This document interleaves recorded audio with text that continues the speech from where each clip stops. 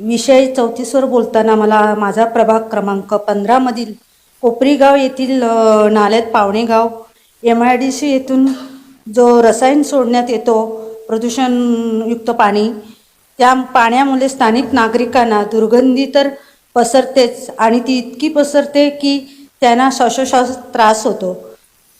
Madam, हा खूप वर्षापासूनचा विषय आहे।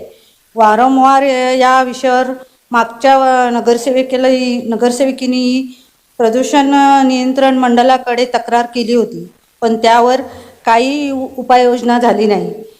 तर मला असे वाटते की ज्या MIDC कंपन्यामधून पाणी सोडण्यात येतं रात्रीच्या वेळेस, त्या पाण्यावर निर्बंध आणून